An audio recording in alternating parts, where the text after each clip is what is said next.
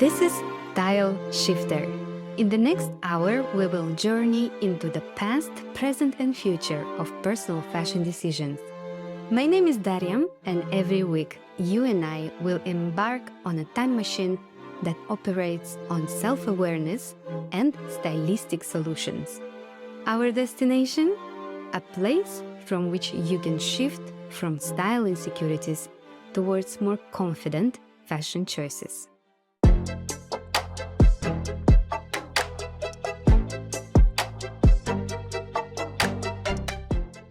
Hello, Biljana. Thank you so much for joining Style Shifter podcast. I can't wait to hear your story. Hello, Daria, and thank you for this opportunity. Yes, so I am interested in fashion since a very small girl, and I remember myself going through different fashion magazines, just really with a big interest, which also resulted in the fact that I was always going to different shops, looking around, really exploring what I like. And this resulted in a lot of shopping. Yeah, I have a lot of clothes. Since few years, I'm trying to reduce these clothes or choosing alternative, let's say, solutions like buying also secondhand. But at the same time, I realize that if I buy a lot, it's not a solution because if it's a secondhand, because I buy a lot. And in the last years, basically, I think after the pandemic, also lifestyle changed a lot. I don't work from the office anymore. I work from home, and I think there basically my social life changed quite a lot. And simply all these nice clothes which I have, I cannot wear. And last but not least, I'm also, I think, with the time, I don't want to say going older. It's more about time and experience you have. You just finally find out what you like and what's really you enjoy. Only now I realize that, for example, the advices which my grandmother or my mother was giving me back then, they are very true, but back then I did not really listen to her. And now simply I have a lot of clothes which I love, but I cannot wear. And yes, that's it in short. And what was that advice your grandmother and your mother gave you? I'm referring in particular to what style really suits me and what does not suit me, things like this.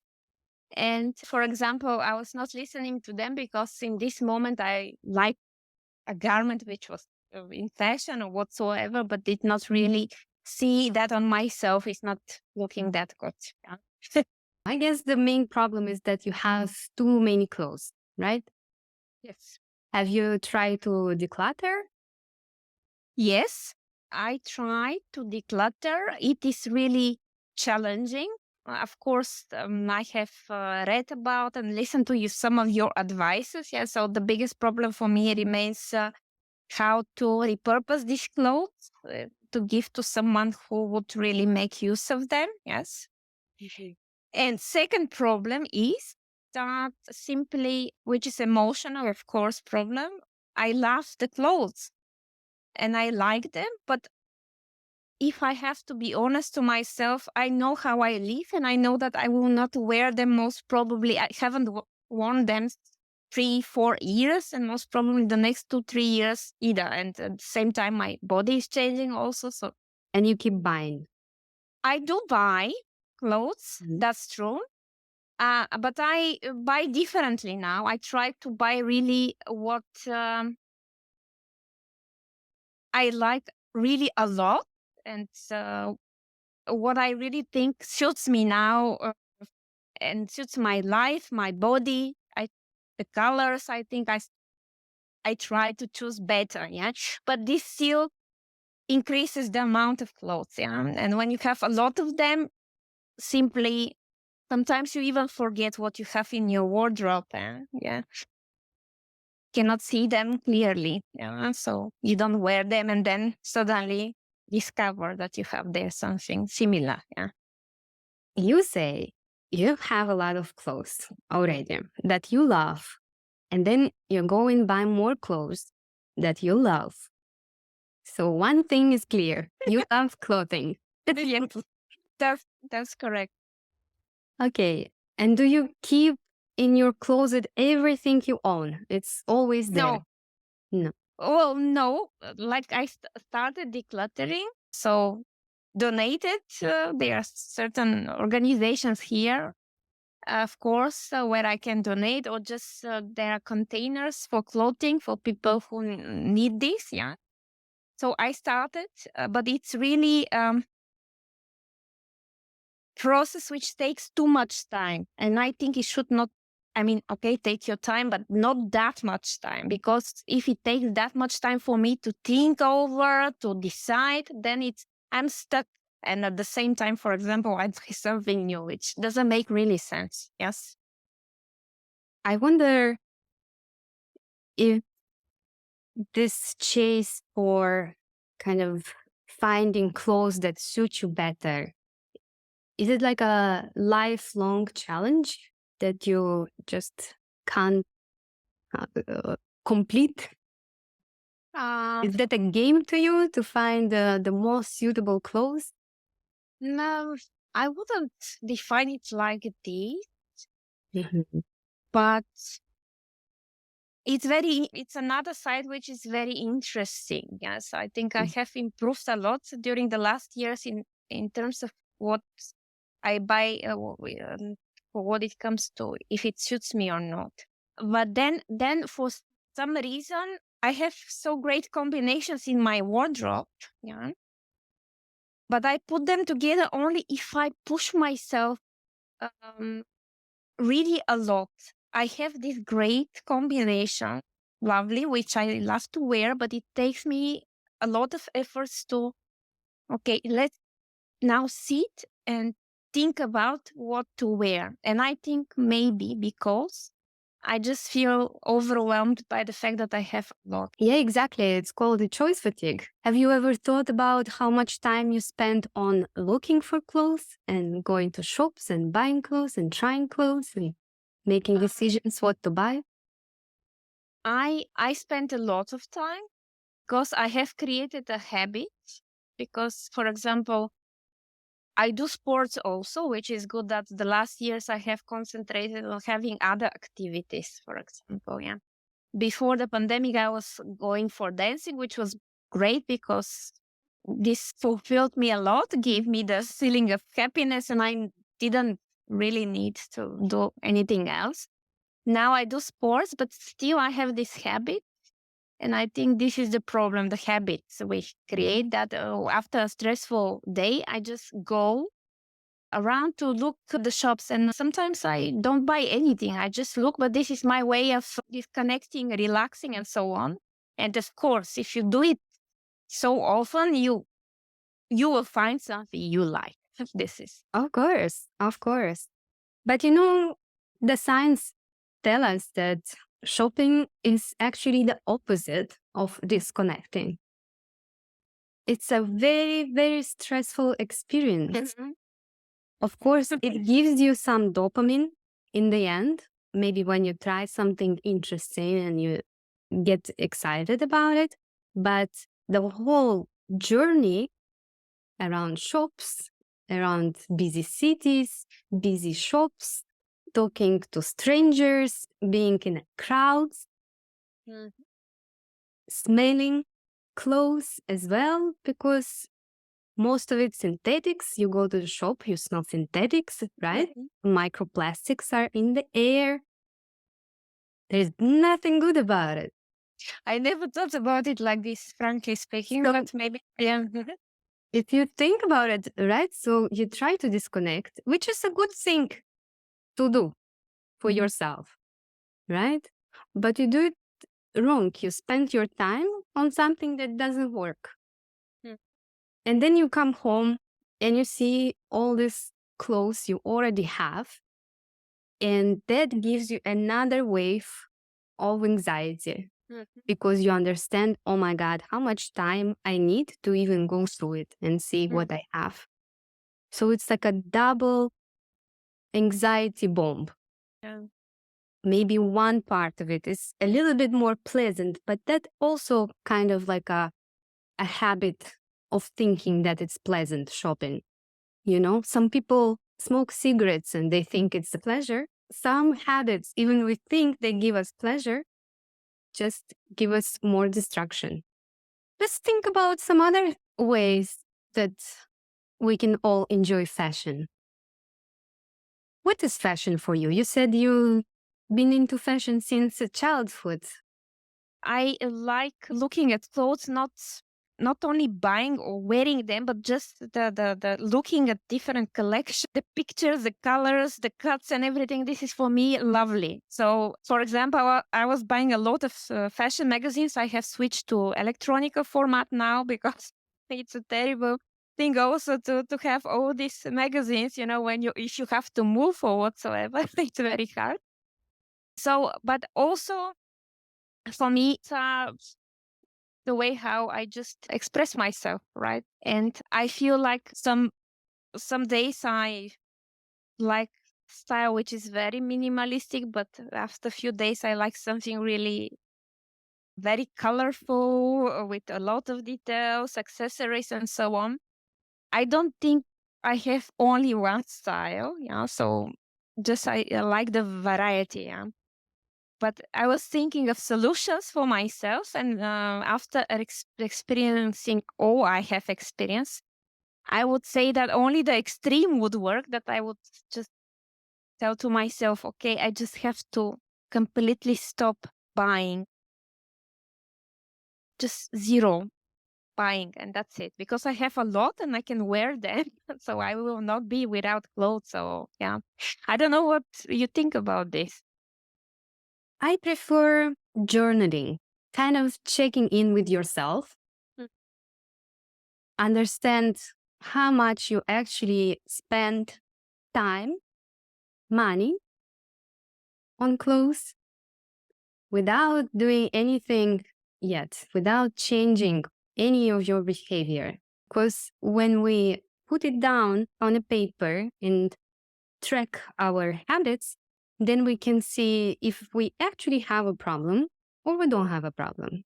Yeah, maybe we have another problem. Maybe something triggers you, but you can only understand it by tracking your actions, your thoughts, your moods. Another thing, of course, is when you understand, oh, okay, I spent, I don't know, 6 hours per week on looking for new clothes or just browsing the shops online or going to the shops in my city.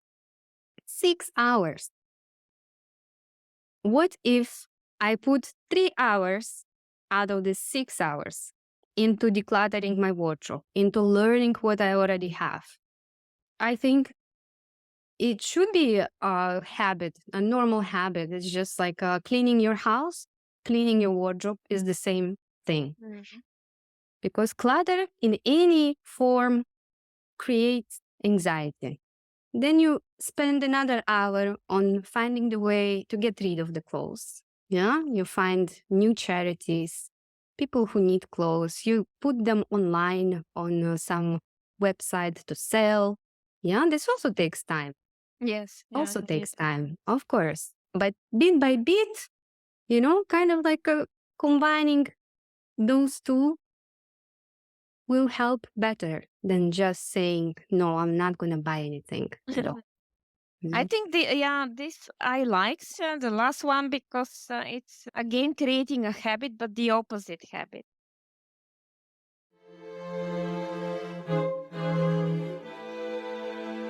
There are so many ways in which you could get your closet back.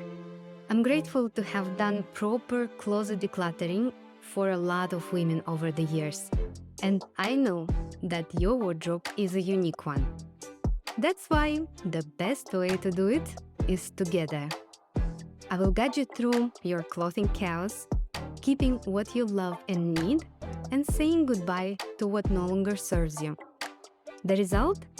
A wardrobe full of outfits you will adore wearing every day. Let's make it happen. Book your closet decluttering session today at wonder-wardrobe.com. I used to be also quite a shopaholic. I went to Milan to study in 2009. And I went there with one suitcase. After 1 year of studies, I went home. I brought home 4 suitcases. And I had a huge wardrobe. Mhm. But then at some point, when I started working with clients, I understood that everyone has like huge wardrobes.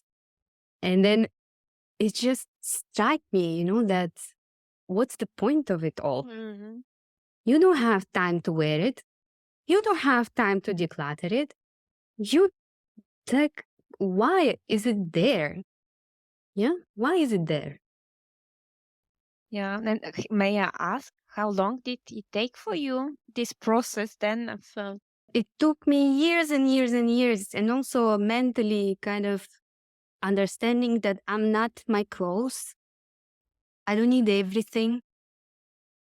And I don't buy anything. Some people say, like, I buy 8 things per month. And I'm like, whoa, that's Mhm. my yearly. I don't even know if I buy in a year 8 things. Yeah, not anymore. Not anymore because this clutter, it doesn't help me at all. But of course, we are all different. Yeah. And not everyone can live like a monk like me. Yeah. I understand it. Yeah, but on the other hand, I think it's important to also listen to your gut feelings.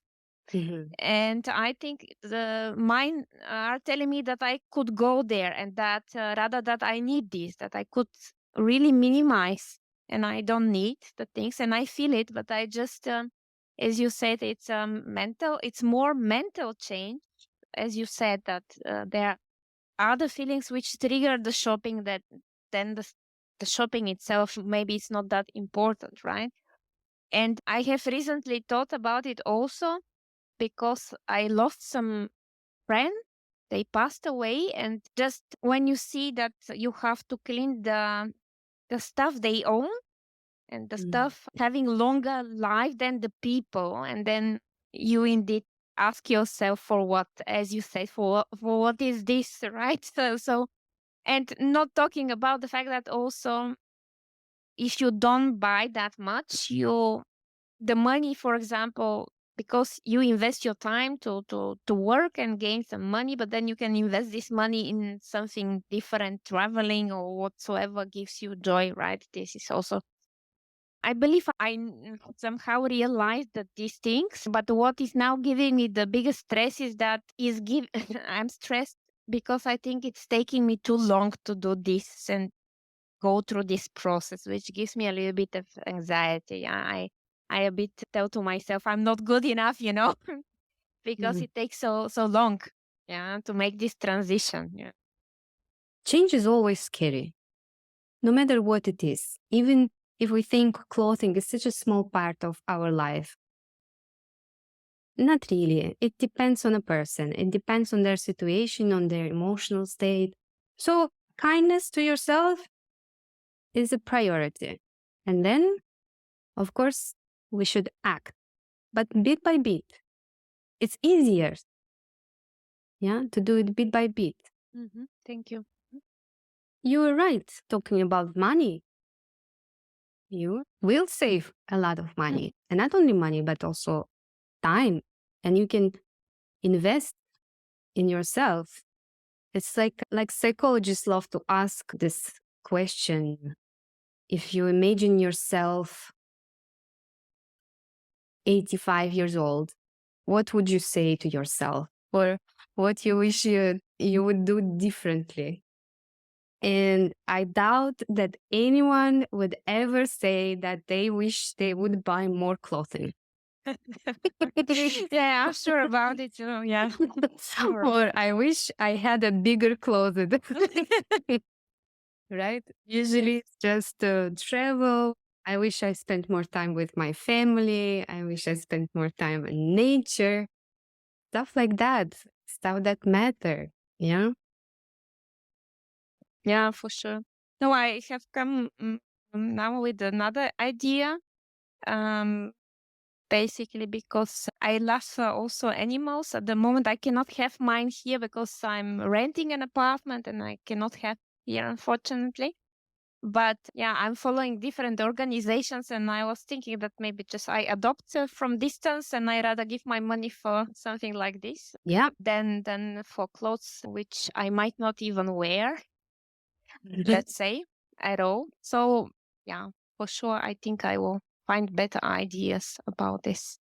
I think you will do it. It's just we get paralyzed sometimes, especially when everything changes, like the lifestyle, and we need time to figure out how to deal with that. I do experience sometimes the same things, and for me, my therapy or my escape from this kind of feelings is always going outside to be kind of like in nature, parks, because it kind of widen your horizons. You like, Yes. whoa, okay, there's a whole world here. I don't need to concentrate on this little problem that I can't solve, Get the world a little bit bigger, and then you're like, okay, I can deal with this one. This one I can do. Yes. Yeah. Okay, let's talk about your style. You said you have a lot of different styles. I have noticed that really there are days where I'm very inspired to have really this minimalistic style. Yeah. And then, as I explained, after a few days, I get a lot of colors, jewelry, whatsoever. I think both styles are me. And I'm slowly returning to myself. As I said, after the pandemic, there was a certain period when working from home, and I have to be honest, working in pajamas the entire day. And then at least I push myself to go out for a walk every day. That's good. But of course, I was taking the first thing I see there in the wardrobe, and I was standing at the end wearing only two pair of trousers and two sweaters all the time, right? Gave me also a little bit of, this feeling of this is not me. Yeah. What is happening with me? This is not me. I need to return to myself again. And maybe the biggest problem was that I felt like I'm not dressing feminine enough like before. Before that, I was really enjoying romantic style, also feminine cuts and so on. Dresses, for example. And then it became very, very, very neutral, the style, which I perceived from out when I perceived it like this. I don't know if it's the case or not, that it's not good, that I'm just losing a little bit of joy of, of life and so on. Yeah. And I'm now making these small steps to really,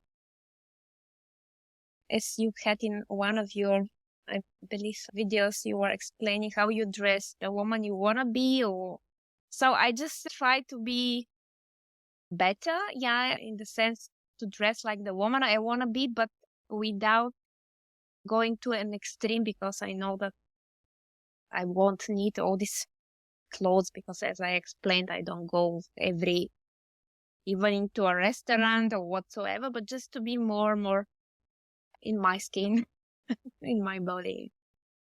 Okay, I would like to offer you an exercise. Okay, this is going to be an exercise number 2.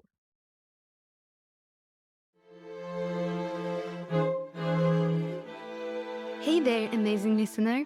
I have a small favor to ask. Could you please take a moment to rate and review the Style Shifter podcast on your favorite platform?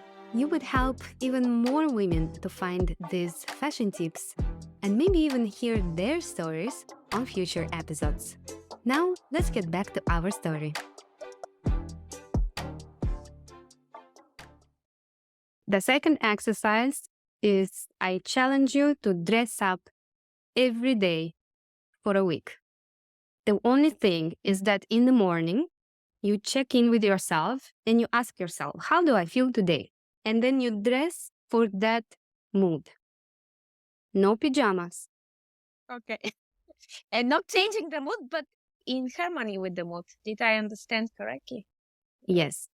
The only exception is when you feel bad. you feel sad or something happens in the morning, you're not yourself. You tried everything, you exercised, you went for a walk, nothing helped, you still feel sad. Then you try to improve your mood with clothing. It can be the power of color, maybe something yellow, something cheerful, pink, whatever you like. And do you think 1 week is enough to somehow change one's attitude towards the thing or give the person more energy to do so on a regular basis? I think it will give you insights and it will teach you one very important lesson, that you don't have to wear pajamas every day. Clothing you buy is not for other people. Maybe before you were buying for other people, but now everything changed. Now you are working from home. You probably enjoy it. I like it actually, yes. So why not to celebrate it by wearing something you like? No, these are very good to practical things. I like the fact that they are practical. It's nothing really vague, but things very specific, which I can try and do. Yeah. Okay, I can't wait to hear, the results of this little exercise. So if you will have some time, maybe send me an email and say how it Lovely. went. It's a good to have this target for a feedback because it gives me even more motivation. Now I tell myself that from tomorrow on I start and then I let you know. Amazing. Well, thank you so much for being here, sharing your story. I'm pretty sure that a lot of women will relate to your story, and I'm happy that we had this conversation. And I wish you to have a lot of fun next week with your exercises. And I hope you will have great results and gain a lot of insights about your dressing habits, and eventually will fix and improve your habits and your style. Thank you also, Daria. Thanks a lot for the opportunity and also for the inspiration. It's really a great motivation. So thanks a lot for this. I will let you know how the exercise went.